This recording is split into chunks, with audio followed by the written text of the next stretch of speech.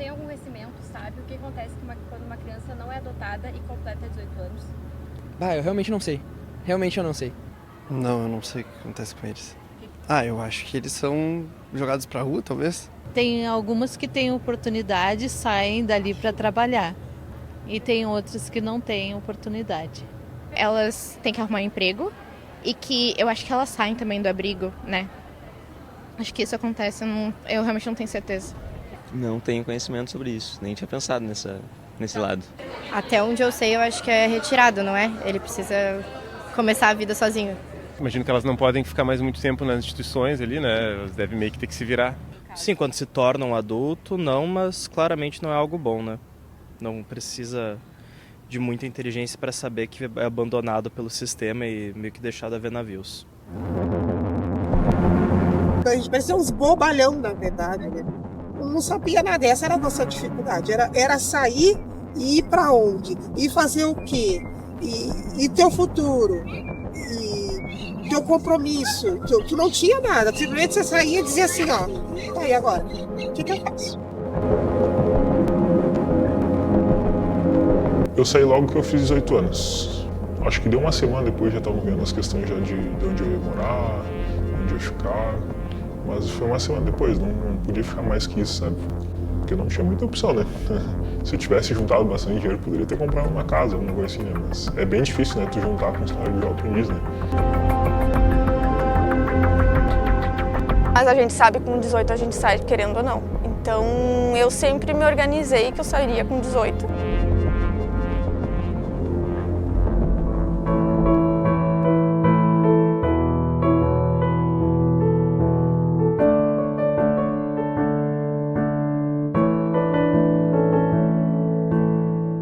Eu não me lembro exatamente assim, a idade que eu entrei, porque eu entrei muito nova.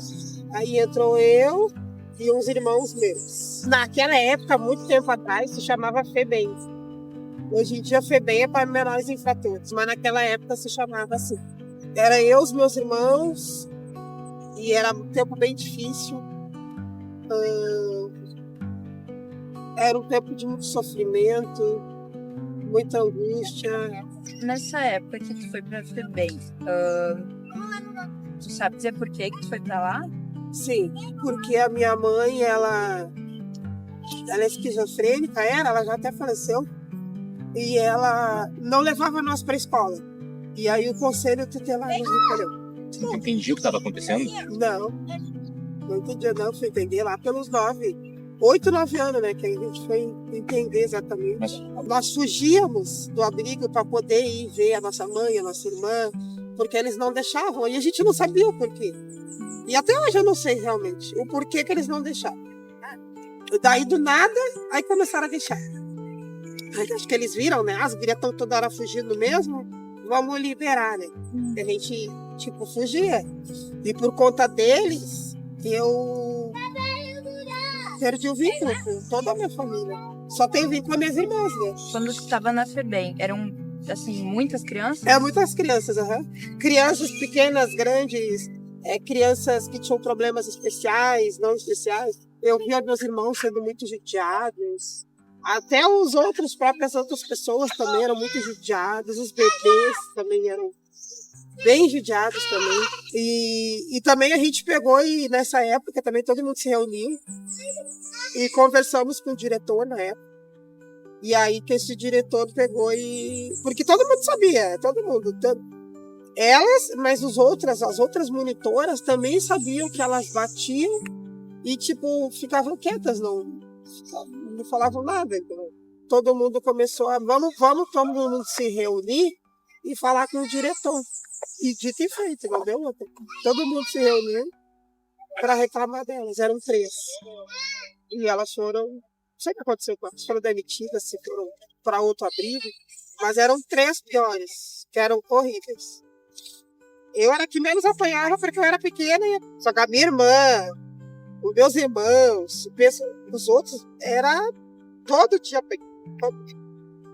Era uma tortura ver aquilo. É igual à lei, o Estatuto da Criança e do Adolescente, ela regulamenta abrigo, casalar e família acolhedora, vale para todos. né? Também para a gurizada que está na fase. A questão do respeito, né? De não poder, de forma alguma, fazer violação de direito. Então, por exemplo, não é só violência sexual, violência física, violência psicológica, mas também violência institucional. Quando acontece alguma violência dentro desses espaços de proteção. E o meu cargo, a minha atuação é justamente essa. Cuidar para que não haja violação de direito nesses espaços protetivos e que eles tenham acesso a todas as políticas públicas preconizadas na Constituição Federal, no Estatuto da Criança e do Adolescente, na legislação esparsa. Na época da FEBEM eram os grandes abrigões, então era aqueles prédios imensos, assim, daí aqueles dormitórios enormes, assim, né? Hoje em dia são abrigos residenciais, são casas que se tu passar na rua, tu não fica sabendo que ali é uma casa de abrigo, entendeu? Porque não tem nada que identifique. É um atendimento mais humanizado, mais individualizado, né? Com 100, 120 guris era muito complicado. Nós íamos para a escola e aí no universo da escola nós tínhamos outra atividade para fazer. Nós não ficávamos assim à toa, né? Que fazia um projeto social também, que era do universo da escola. Aí lá tu fazia atividades, futebol, voleibol, basquete, natação. Eu fiz estágio com 14 anos de idade. Eu podia ter juntado um dinheiro, se me falassem. Se me dissessem, Débora, tu tem que juntar um dinheiro. Até porque tu nem paga a conta. Por que tu vai pegar e vai, né?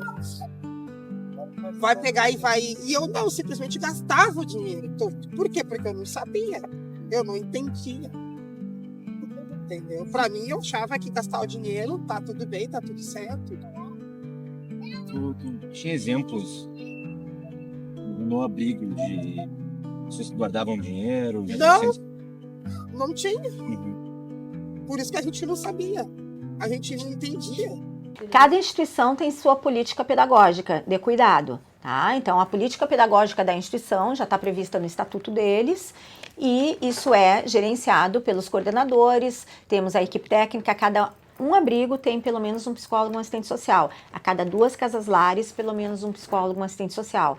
2 casas lares são 20, o abrigo são 20. Então, a cada 20 crianças e adolescentes acolhidos, uma equipe técnica de psicólogo e assistente social. O abrigo, ele não é um lugar ruim, mas ele é um lugar onde ele não te mostra a realidade da vida.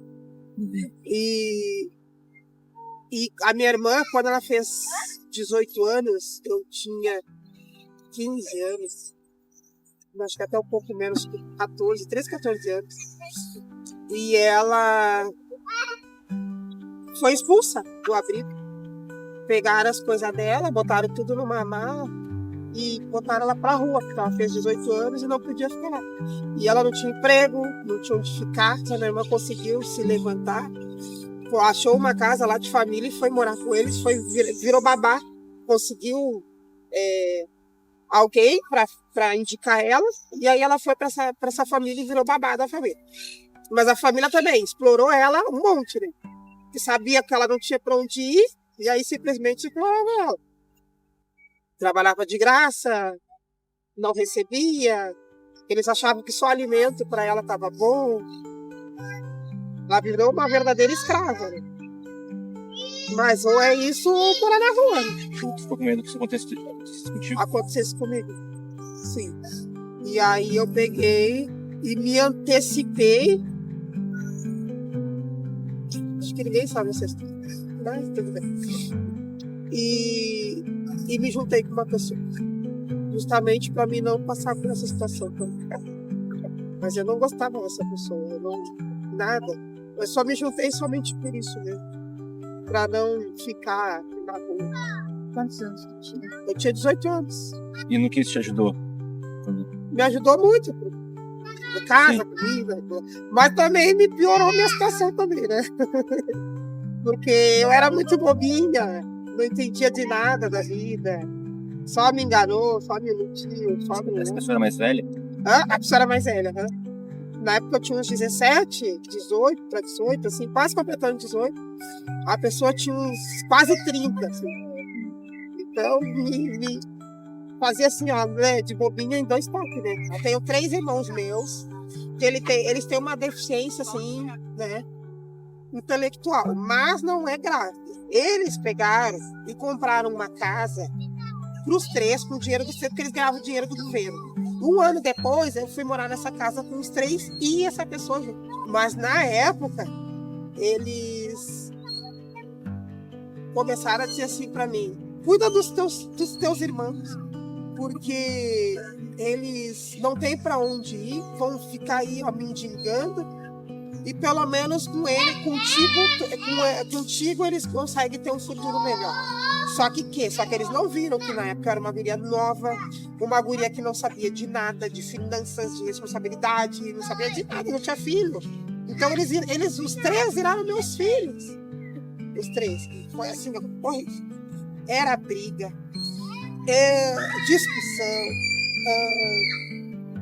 ele não respeitava ninguém. Mas por quê? Porque eles eram assim lá no abrigo. Por que eles iam ser diferentes em outro lugar? Não existia isso, entendeu? E essa responsabilidade eles tocaram para mim. Simplesmente, vai lá, faz uma casa, bota a Débora para cuidar e deu. Mas eles não viram que a Débora não tinha responsabilidade. Porque a Débora era nova, que a Débora estava recém descobrindo a vida. Isso me quebrou assim, do modo que eu quase entrei até em depressão. Morei com eles até os meus 23 anos, que daí eu me separei de todo mundo. Me separei deles, me separei do outro lá também. De todo mundo. Tipo assim, chega na minha vida, porque não dava mais. Depois daí eu peguei e fui morar no Mário Quintana. Aí do Mário Quintana ali eu comecei a resolver minha vida.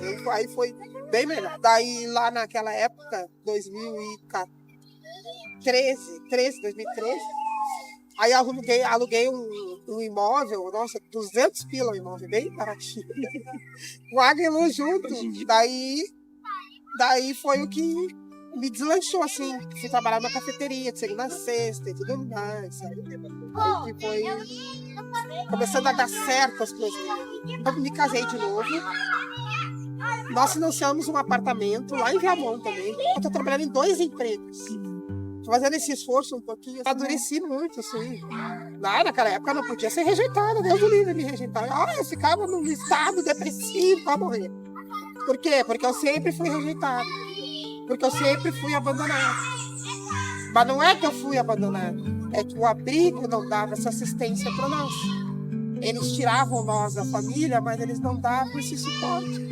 Porque eles achavam que arroz, feijão e vestimenta já estava bom para ti. Mas os teus sentimentos, como é que é? O que tu diria para Débora de 15 anos?